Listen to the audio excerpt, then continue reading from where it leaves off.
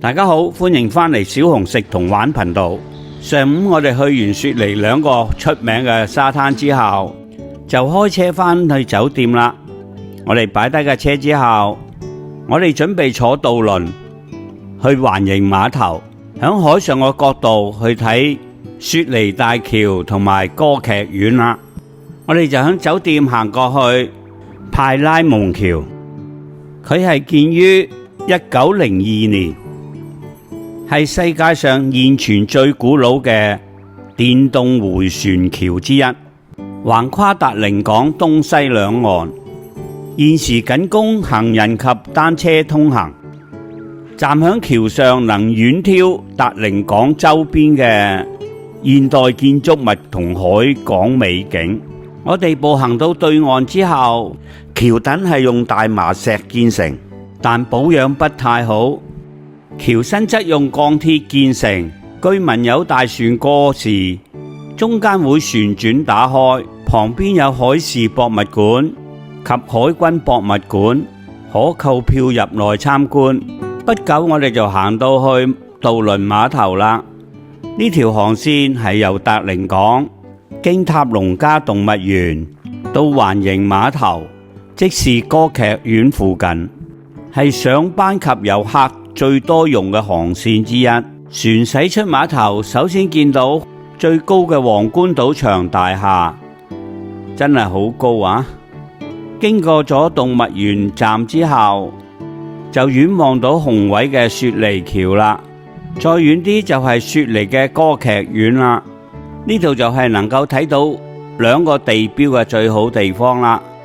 當渡輪穿過橋底嘅時，你就要親身感受到呢條近1世紀嘅大橋震撼之處啦。橋長1149公尺，闊度49公尺，可提供火車、汽車、行人通過，是當時世界最長嘅鋼鐵大橋。過咗大橋之後，我哋就見到雪梨歌劇院啦。對入去就係環形碼頭啦，旁邊泊咗一架大郵輪，我哋亦都曾經坐過呢架郵輪。上咗岸之後，我哋首先見到海關舊大樓啦，我哋就向歌劇院行過去，終於嚟到世界最美嘅歌劇院啦。佢於1973年建成，由丹麥建築師設計，以帆船為概念，舉世矚目，一躍為澳洲地標。因為以前我哋已經參觀過啦，行咗一陣之後就去其他景點啦。我哋響輕鐵站坐輕鐵去澳洲3大出名建築物之一嘅維多利亞女王大廈。呢座羅曼復興式嘅建築物建於1893年，係19世紀歷史建築，係雪梨嘅重要地標。大廈內部有4層商鋪，上3層中開有大空格，令自然光可以從玻璃屋頂照射到下面樓層。大廈內景南北掛有2個大鐘，一為大澳大利亞鐘，另一個則為英國皇室鐘。大廈最引人注目嘅就係大量採用花玻璃窗採光，包括一個半圓形嘅大型車輪窗，而圖案則為悉尼市嘅紋章，兩邊則由拱形樓梯上落，氣勢磅礴，盡顯當年不凡嘅工藝技術。中間穹頂之下，樓下3層都開有天窗，以便取光。牆邊亦有一座古老嘅電梯，尚能運行中。呢座咁具歷史價值嘅大廈，加上現代嘅商場嘅購物，係嚟雪梨旅遊必嚟嘅地方。大廈仲有1層地下走廊，通往地下火車站，交通非常之方便。在我催促之下，家人就終於願意離開呢個購物中心啦。出到大廈廣場，見到一座女王銅像，應該就係維多利亞女王啦。我哋行過啲就係市政廳，呢個古色古香嘅市政廳，成為市民影結婚相個好地方啊！再行過啲嘅廣場，見到好多白鴿喺度停留。廣場嘅旁邊就係一間出名嘅教堂啦，聖安德烈教堂，係一座哥德復興式嘅建築，在1868年建成，係澳洲最古老嘅主教堂，比女王大廈尚早30年。內部擁有精美嘅彩色玻璃窗同埋華麗嘅管風琴，外面則具典型嘅哥德復興式石雕同埋細緻嘅尖塔。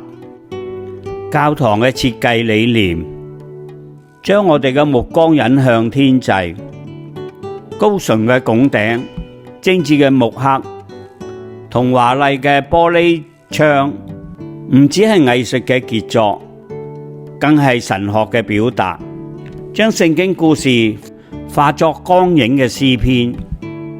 呢座澳洲最古老嘅大教堂，由1868年見證咗1個半世紀嘅歷史變遷。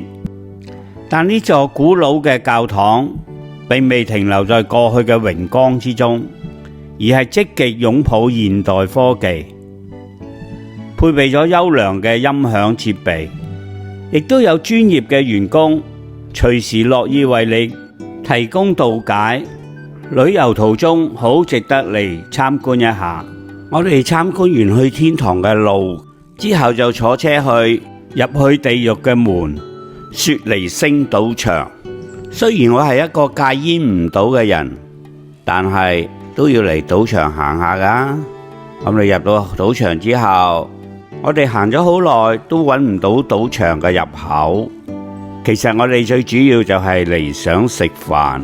經過戲院見好多人，衣香鬢影，應該係等入場。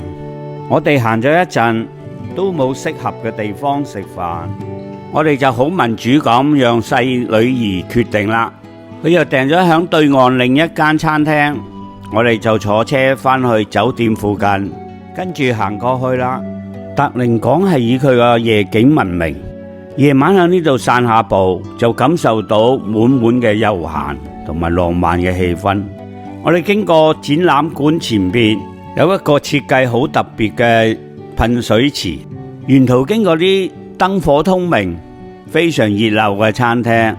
我哋問小女兒邊間餐廳，佢淨係講就到啦。咁我哋一路繼續行，最後我哋行到一棟好高嘅大廈，就係皇冠賭場大廈。我哋到咗佢嘅大門口，睇到一對白石獅子坐鎮於門口兩邊，非常有氣勢。前面一條捲起嘅水浪，形成前堂有水嘅格局。我哋入到去大堂，可能今日係有一個大宴會，非常之多人。我哋就乘電梯上到嚟今日食飯嘅地方啦。金堂酒家個名好熟，唔知係咪就係以前唐人街嘅金堂酒家呢？我哋經過酒吧嘅後餐區同一辣嘅魚缸之後，就入到餐廳啦。餐廳已經高朋滿座啦。我哋睇完餐牌之後，就落咗單，叫咗啲餸啦。首先上嘅就係北京鴨兩食，鴨肉已經包好噶啦，同埋鴨肉生菜包。之後就一碟炒菜同碟叉燒啦，同埋一碟炒飯。評語就係好普通嘅高級餐廳。出嚟之後就響佢個旋轉樓梯行返出嚟啦，向火車站行去，準備去睇夜景啦。無意中行到現時網上好 hit 嘅樓梯，我都唔知點解會咁火。跟住我哋就行到去車站，準備坐火車過去環形碼頭。終於今次可以坐雙層嘅火車啦。落咗車之後就行過去環形碼頭附近啦，就係嚟睇下雪梨橋嘅夜景同附近嘅環境啦。前面對住嗰啲矮屋就係雪梨最貴嘅酒店。我哋行上碼頭嘅商場上邊，佢嘅頂樓就係睇碼頭一帶嘅夜景最好嘅地方啦。呢度除咗近距離睇大橋之外，環形碼頭一帶一路過去嘅歌劇院夜景，銀光閃閃，月色融融。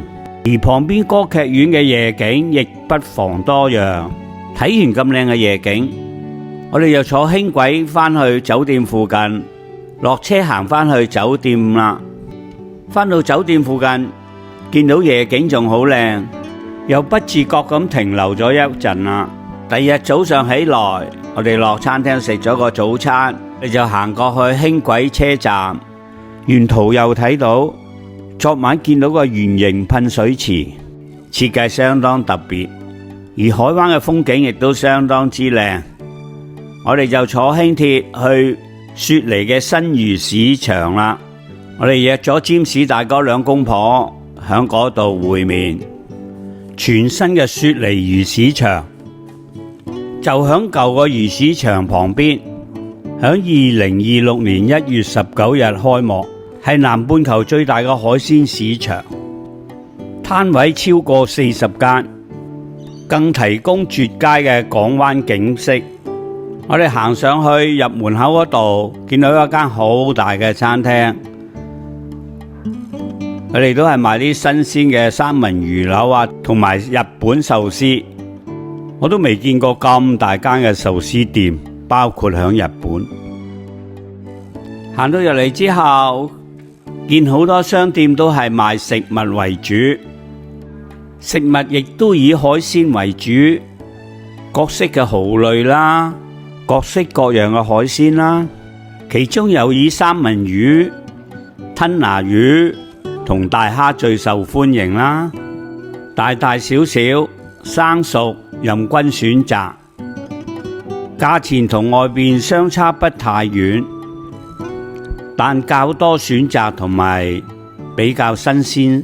有些商店則售賣成條魚為主，亦都有一啲未煮嘅海鮮等你去選購。如果你從亞洲嚟嘅遊客的話，你會覺得呢度啲價錢相當之貴，一係匯水嘅價錢問題啦，仲有澳洲嘅人工比較貴。澳洲最低工資為每小時為26.4澳元，臨時工為33蚊澳元，所以在租金及人工嘅成本之上，推高咗澳洲食品價格比較高。另外一個原因就係生活習慣啦。澳洲嘅白人比較食魚柳，所以而家起咗骨之後，啲魚肉當然會貴啲啦。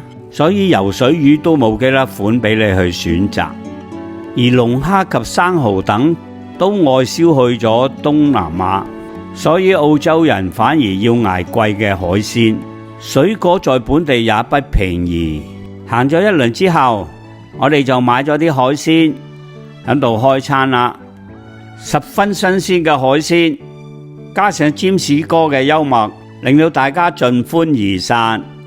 跟住我哋又坐車返酒店，略作休息之後，就開車去同幾個舊朋友相會食飯，都係舊時喺香港啲同事，都冇見10幾年啦。去到一間會所嘅中餐廳，明玉海鮮酒樓，傳統中式酒樓，出品比琴日嘅金堂仲好，尤其是白切雞，我都好耐未喺澳洲食過咁好嘅白切雞啦。再次多謝貴哥呢餐晚餐，舊魚重逢，大家都好開心，希望下次好快再見。跟住就開車返酒店啦。酒店附近仲有好多人，所以我哋就繼續欣賞下響雪梨最後一晚嘅夜景啦。